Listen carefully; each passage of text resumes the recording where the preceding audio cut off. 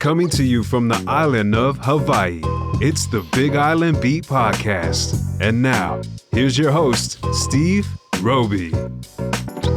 Aloha, I'm Steve Roby, and welcome to another episode of the Big Island Beat Podcast. My guest today is Larry Rappolo, guitarist with the band Lorenzoʻs Army. Welcome, Larry. Thanks for having me. All right. Welcome to the podcast. Your band will be appearing in a virtual live stream dance party at the Kahilo Theater on February 5th, starting at 7 p.m. But before we talk about that, tell me about Lorenzoʻs Army. Who are the members and when was it formed? Wow. That's we've had a bunch of different incarnations of the band, but the core of the band consists of keyboardist Scotty Nelson, myself on guitar, Clay Matsuzaki on bass, and Diesel Tucker on drums. We've been together probably about 25 years, something like that. Wow. You're a legend. Well, we're getting old. I'll tell you that much. Yeah, and then Sister Melissa has joined us about 9 years now, 10 years. Wow. So, we've unfortunately lost a couple members that have passed away, both guitar players. So we've changed the band's, format as far as personnel, but the core has been together there quite a while. We've changed names 100 times, it seems like. What did you start out with? We started out as Liz's Party Band. Our drummer, he had a way back in the day of always having these jams. And in jam sessions, what you would get is if you got a drummer or two, that'd be great. If you got a keyboardist, that'd be great, bass player, and then 35 guitar players, and he decided on his lady's birthday, he was going to do a jam. And she said, no, you're going to do this. And she named at that time, Steve Toma on bass, you on drums, Scotty on keys, Larry on guitar. So we called the band Liz's Party Band for years. You guys must have played practically every club on the island, I imagine. We've pretty much stayed on the west side here mostly. The Blue Dragon, when I went to work for the Blue Dragon, that became our home base, and that was a fun, venue to play. Yeah. But yeah, we have played, mostly we do a lot of private parties.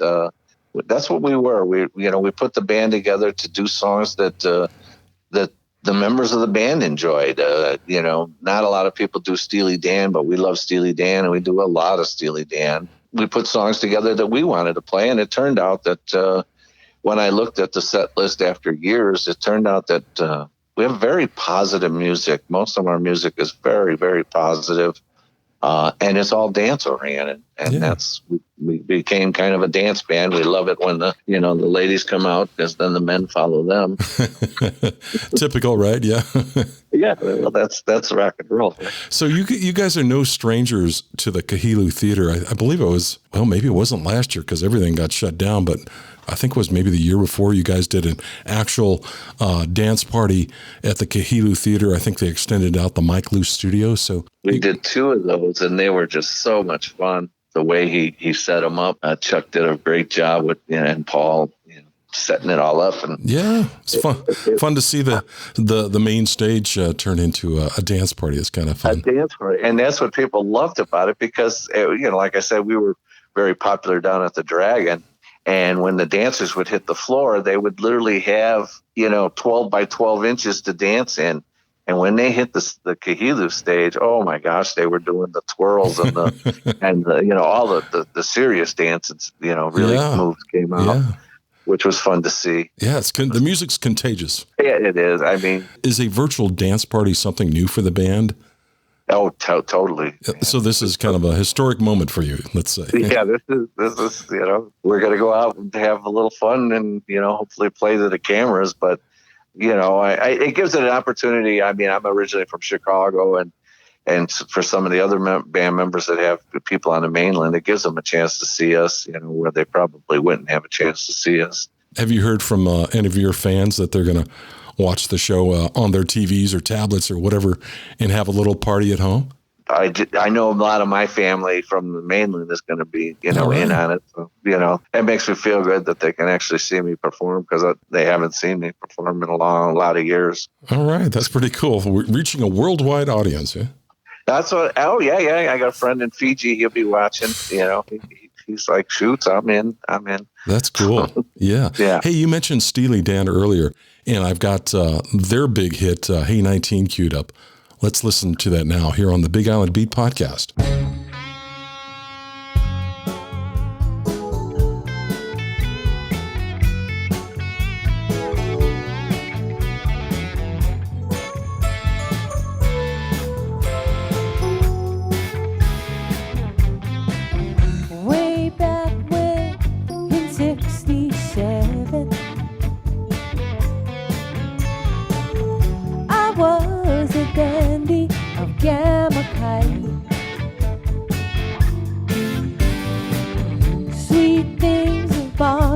So young and willing,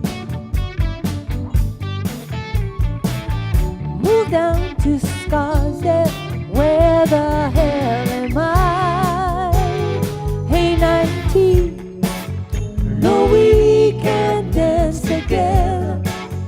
No, we can't talk at all. Please take me along when you slide on down. Hey 19, that's Aretha Franklin. She don't remember the Queen of Soul. Hard times be falling, so young and willing. She thinks I'm crazy, but I'm just growing old. Hey 19, no, we got nothing in common.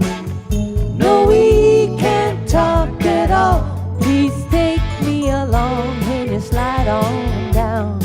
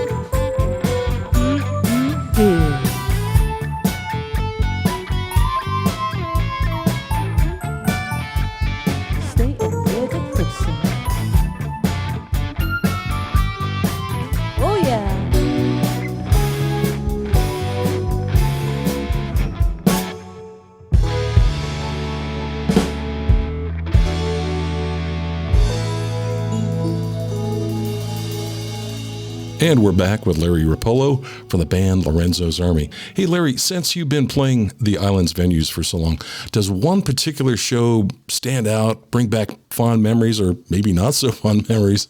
Is there something that goes back into your history vaults that you'd like to share with the listeners? When we first started at the Dragon, when the name came about, we had a motto that I put together. I said, look, we recruit and occasionally we draft, which meant that, as the musical director, I was working as a musical director at the Dragon. And so I knew all the musicians. And when we would perform once a month, if we saw somebody, that was, hot, like a Jesse Snyder or sax players or guitar players or whatever, we would invite them up. And there was so many shows we did with Brother Nolan. Those were magic moments, we had many magic moments at the Dragon. I think the whole 5-6 years at the Dragon, all of those shows were magic moments. The times it would pour rain. The audience would leave and they'd be out there dancing, soaking wet, splashing on the dance floor. How fun is that? God. And the Blue Dragon's been closed since the pandemic. They're one of the rare venues that haven't tried reopening and doing small venue shows like that. So let's hope they come back soon. That's one of the things, a lot of the solo musicians and duos are still working, but it's really hard for full bands. And we've always been a full band. We don't piece it out and say, because we've had that request, why don't you come and do a thing? And it's like, we're a band. You either get all of us or you get none of us. Well, good for you. And I'm glad you got an upcoming gig here. Hey, I'm curious too. Having played so long, is there a particular or most requested song that you guys get asked to play? I don't know. I don't think there's really we have our favorites. The Marley stuff goes over really strong. Some of the other stuff, we've had requests for, like a lot of Steely Dan, which we do. But I don't know that there's anything per se that we get as a request. We try and stay anywhere from, when people ask us, well, what kind of music do you do? I always say, well, we do anything from Etta James to Bruno Mars, which encompasses a lot. Yeah. And that's one of the things that our fans have always said about us that I really enjoy. They said the diversity of your music is amazing. We'll go from, we have one song that we do is a Christian rock song, and then we go right into, Uptown Funk or something. That's pretty diverse. It's very diverse. So, it's hard to pick out one, but on this show Friday, we just went with our hits. We figured, well, these are our hits. These are the ones that people are always asking for. The new stuff, some new stuff, and a lot of old stuff. We're old guys mostly. That's the kind of stuff we enjoy. We grew up on, raised on. Yeah, but young at heart, right? Yeah, well, we try and do the newer stuff as much as possible. I think we're doing Cake by the Ocean and by DNC and a couple other, X's and O's, in the show. Those are newer songs, not necessarily. Let's remind our listeners about the upcoming dance party on Kahilu TV. You go to kahilu.tv and all the information's there. And I'll put a link in the show below this podcast. It happens Friday, February 5th at 7 p.m. Just follow that link in the description below and you can purchase a ticket, and it covers the entire household. You don't have to buy individual tickets. You just pay once, and tickets are only $9.99, and that allows you access to the special dance party. Larry, thanks for being a guest on the podcast today. Thank you so much, Steve. We'll see you on the dance floor next week. Oh, that sounds awesome. Aloha. Looking forward to it. Aloha, brother. Kahilu TV proudly presents their first live streaming dance party featuring Lorenzo's Army. Lorenzo's Army is known for its high-energy dance parties all over Hawaii, playing your favorite dance tunes from the 80s to today's hits. Lorenzo's Army will be live streaming on February 5th at 7 p.m. to get your feet moving, body jumping, hip swaying in the comfort and safety of your own home. So don't miss it. Kahilu's first live streaming dance party with Lorenzo's Army on February 5th at 7 p.m. only on kahilu.tv. Hey, Big Island music fans! If you're enjoying this episode, be sure to subscribe and share the podcast on your favorite social media channels. For more about what we do, visit us online at bigislandmusic.net. Thanks for listening. You've been listening to the Big Island Beat Podcast. For more info, go to bigislandmusic.net and follow us on Facebook. Be sure to join us next week for another fun episode. Aloha.